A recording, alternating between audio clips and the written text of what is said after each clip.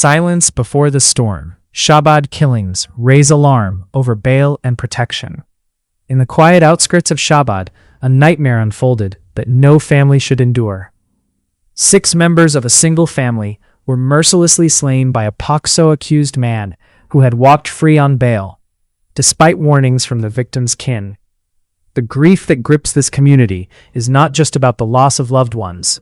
It is a haunting reminder of how quickly the echoes of fear become a permanent tremor in everyday life. The night the world turned cold for the Shabad family began with whispers, warnings into the ears of authorities, cries for protection, and a plea to reconsider bail, all signposted by a family that refused to stay silent. Yet, as dawn crept over Rangareddy, the house that once echoed with laughter stood silent, save for the rhythm of sorrow that now defines it.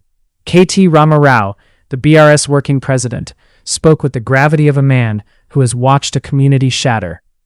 He did not mince words about the responsibility that rests on those who hold the power to restrain danger before it becomes tragedy.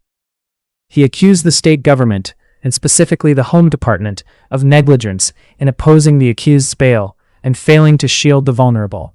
The blame, he argued, lands squarely on those who decide who walks free and who stays behind bars. This is not merely a political charge, it is a human plea. A father who lost his son, a mother who lost her daughter, siblings who lost their only remaining family. These are losses that no political calculation can justify. The weight of such a crime presses on the shoulders of a nation that promises safety to its citizens, especially the most vulnerable. The time for rhetoric has passed. What remains is accountability and the relentless pursuit of justice for a family that deserves nothing less. Rama Rao did not leave the matter at accusations. He called for a reckoning with the very processes that allowed a bail decision to become a life-or-death risk. He questioned the effectiveness of the public prosecutor and challenged the Home Minister to reflect on the failures that emboldened a predator. The undercurrent of his message is clear. Governance is a shield, and when it falters, the shield becomes a blade. In a clash of voices that underscored the pain of the moment, Chief Minister A. Revanth Reddy addressed a harsh sentiment directed at him, calling Rama Rao a financial terrorist. Rama Rao's response was measured but firm, transforming a heated exchange into a call for dignity and responsibility.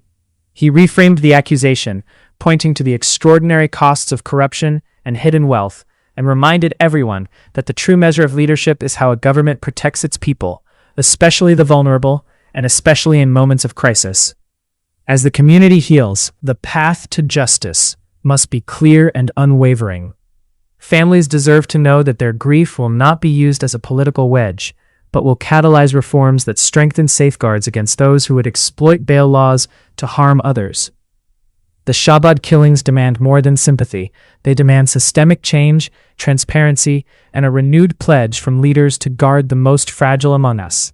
For the victims, for the surviving relatives, and for a city that now carries the memory of 6 lives lost in an instant, may this tragedy become a turning point, a moment when urgency meets accountability, and when a community can begin to rebuild with trust in a system that honors its duty to protect every citizen.